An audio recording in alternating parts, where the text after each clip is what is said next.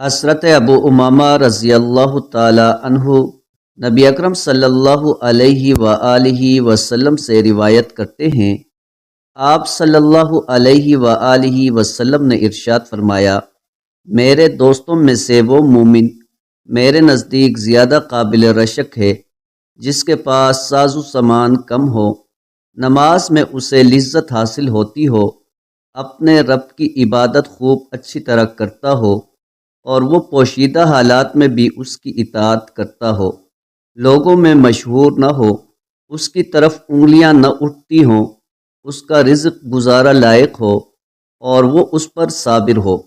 پھر آپ صلی اللہ علیہ وآلہ وسلم نے ایک چٹکی بجائی اور فرمایا، اس کی موت جلدی آ گئی، اس سے رونے والیاں کم ہیں اور اس کی میراث بھی کم ہے۔ مشکوٰۃ المصابیح حدیث نمبر 5189۔ حضرت انس رضی اللہ عنہ بیان کرتے ہیں، رسول اللہ صلی اللہ علیہ وآلہ وسلم نے ارشاد فرمایا، کیا کوئی ایسا شخص ہے جو پانی پر چلتا ہو لیکن اس کے پاؤں گیلے نہ ہوتے ہوں؟ انہوں نے عرض کیا، اللہ کے رسول، نہیں۔ آپ صلی اللہ علیہ وآلہ وسلم نے فرمایا، دنیا دار شخص اسی طرح ہے، وہ گناہوں سے محفوظ نہیں رہ سکتا۔